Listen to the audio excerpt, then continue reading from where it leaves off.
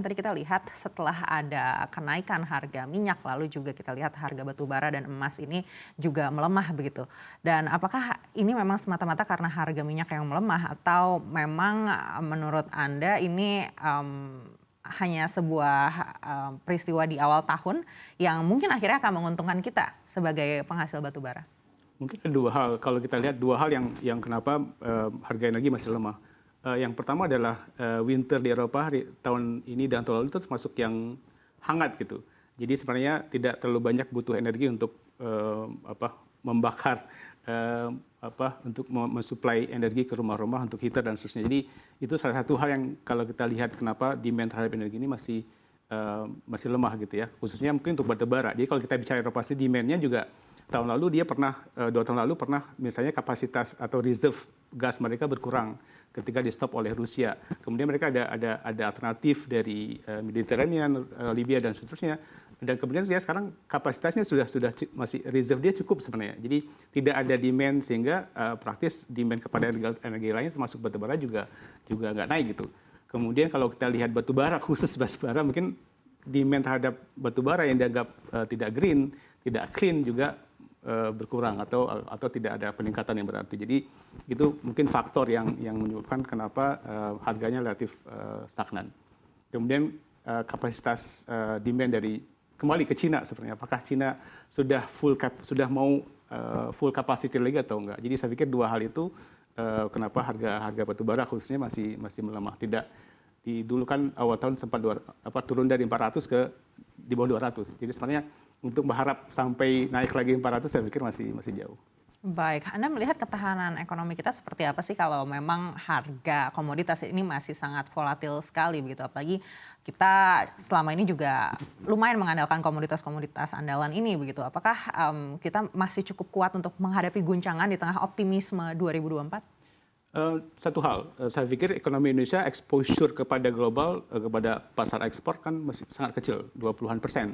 Jadi sesungguhnya kalau ada shock di 20% ini sebenarnya relatif masih bisa ditangani ataupun tidak terlalu berdampak kepada 80%-nya atau keseluruhannya. Jadi sebenarnya kalaupun batu bara melemah, kemudian sawit juga melemah, ataupun minyak juga atau harga komoditas yang lain kita ekspor melemah, sebenarnya kita masih kapasitas domestic market masih besar dan juga alternatif market kita. Kalau kita lihat misalnya komoditas kita importer besarnya sekarang sudah mulai di India dan China. Jadi sebenarnya kita relatif tahan, resilience untuk tahun ini. Baik, kita beralih ke Pak Emil. Pak Emil, kalau kita melihat subsidi BBM kita dibandingkan dengan tahun lalu, di tahun ini kita melihat ada peningkatan begitu. Namun ketika ada ancaman kalau memang harga komoditas ini akan volatil seiring juga dengan konflik geopolitik, sejauh apa ketahanan kita? Iya, terkait dengan ketahanan energi ya, sebenarnya kalau secara anggaran, apakah pemerintah nanti akan membantu tambahan subsidi misalkan seperti itu. Kalau kami lihat dari nota keuangan APBN, sebenarnya secara sensitivitas harga minyak ini justru berdampak positif ya. Dalam artian ketika harga minyak naik, itu kenaikan penerimaan negara lebih besar daripada kenaikan tambahan belanja yang diciptakan akibatnya. Sehingga justru efeknya positif terhadap surplus anggaran Indonesia. Ini hanya jika kita mensimulasikan kenaikan harga minyak terjadi. Nah, sehingga kalau kita lihat ke depan, jika harga minyak ini naik, sebenarnya tergantung apakah sudah di atas asumsi dari pemerintah. Nah, pemerintah sendiri kan mengasumsikan untuk 2024 ini Indonesian crude price-nya di sekitar 82 dolar ya per barel. Apakah angka tersebut dinilai tepat? Mari kita lihat bersama nanti, tapi menurut kami angka tersebut cukup reasonable, terutama di tengah outlook pelemahan ekonomi global. Nah, kalaupun misalkan nanti ada shock seperti geopolitical shock, tentu perlu dilihat apakah ini akan berkepanjangan atau mungkin hanya terjadi beberapa waktu saja selama konflik itu sedang terjadi. So, eskalasi dan juga durasi dari konflik ini menurut kami penting ya untuk terus dipantau oleh pemerintah maupun oleh pelaku pasar untuk melihat risiko-risiko apa saja yang kemungkinan akan terjadi hingga sepanjang 2024 mendatang.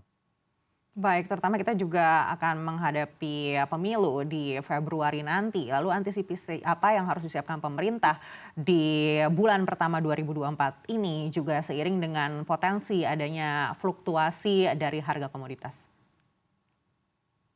Iya, terkait dengan harga komoditas jika kita bicara secara overall ya, jika misalkan kita asumsikan ada situasi di mana harga komoditas ini naik ya, secara bersamaan, baik itu minyak, batu bara maupun sawit. Nah, ini kalau kita lihat kenaikannya terjadi secara bersamaan, justru dampaknya positif. Karena sawit dan juga batu bara kan sumber penerimaan Indonesia ya, terutama sawit yang banyak perkebunan rakyat.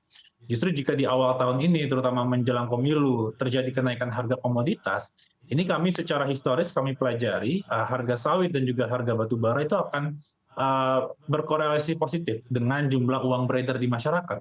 Ditambah ada kontestasi pemilu. Dan juga nanti anggaran baru 2024 di mana pemerintah dapat mulai belanja tambahan sesuai dengan APBN 2024. Sehingga kita lihat jika terjadi kenaikan harga komoditas dalam waktu dekat, ada kemungkinan dampaknya justru positif bagi aktivitas ekonomi dalam negeri karena selama itu terjadi bersamaan antara batu bara, sawit dan juga minyak mentah dunia, maka dampak positifnya masih bisa kita rasakan. Yang perlu diwaspadai jika harga minyak saja yang naik, tidak diikuti oleh harga komoditas lain, ini yang menurut kami perlu diwaspadai karena akan berdampak negatif baik itu terhadap neraca perdagangan maupun terhadap rupiah kita ya, yang kemungkinan akan sedikit bergejolak. Baik, jika harga minyak saja yang naik seperti yang Anda sampaikan, apakah ini lalu akan mempengaruhi kebijakan Bank Sentral kita, BI? Ya, terkait dengan kebijakan Bank Sentral pada dasarnya BI tidak merespon pada inflasi energi maupun inflasi pangan yang volatile. Yang BI respon atau Bank Sentral lain respon itu adalah second round effect-nya. Bagaimana kenaikan harga BBM ini akan berdampak pada kenaikan harga barang dan jasa yang lain. Namun perlu kita ingat posisi perekonomian global hari ini itu sedang mengalami posisi suku bunga yang tinggi relatif terhadap 2021 lalu. So, central bank saat ini sudah dalam posisi yang ketat, kemudian daya beli masyarakat global juga tidak sekuat di tahun 2021 lalu, karena 2021 lalu masih ada sisa-sisa stimulus ya pasca COVID. So, kita lihat jika terjadi kenaikan harga minyak saja, apakah Bank Sentral perlu merespon selama second round effect-nya tidak sebesar kenaikan harga komoditas yang sudah lalu, menurut kami Bank Sentral tidak perlu serta-merta langsung merespon, tergantung nanti bagaimana perkembangan inflasi inti, bukan hanya inflasi energi yang perlu Bank Sentral amati ke depan. Baik, kita kembali lagi ke Pak Lukian. Pak Lukian, sempat Bank Indonesia ini mengindikasikan meskipun The Fed mungkin akan melakukan pemangkasan di tahun ini, tapi pemangkasan di Indonesia mungkin di 2025 begitu. Tapi dengan adanya fluktuasi harga komoditas ini kalau kita lihat, apakah mungkin Anda lihat ini akan berubah? Kalau kita lihat target inflasi kita sudah tercapai sebenarnya. Jadi sudah rentang 2,6+1 ya. Jadi sebenarnya apakah BI melihat ini sebagai ada target sasaran lain yang siapa yang misalnya selain inflation targeting ya? Apakah dia ada mungkin ingin juga men-trigger pertumbuhan misalnya ya? Meskipun saya pikir nggak, itu udah bukan lagi skop kerja dari central banking ya sekarang. Tapi yang harus kita lihat sebenarnya untuk yang tadi menyambung Mas Emil sebenarnya harga makanan kita harus waspadai sebenarnya. Kalau kita bicara sumber inflasi ataupun dampak dari yang akan berdampak kepada inflasi adalah harga makanan. Apakah tadi eskalasi di Timur Tengah ketika terjadi peningkatan harga minyak pasti berdampak ke biaya transportasi dan yang lain ya. Dan itu bisa berdampak kepada harga pangan kita. Jadi kita harus fokus saya pikir di pangan ya. Ketahanan pangan kita yang apalagi misalnya kemarin kita lihat impor beras kita dari India ada larangan impor misalnya.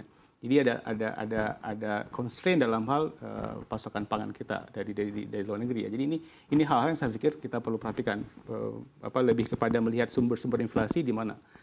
Energi mungkin enggak, tapi bagaimana dengan volatile food? Apakah kita sudah cukup aman untuk harga pangan? Jadi saya pikir itu yang harusnya difokus.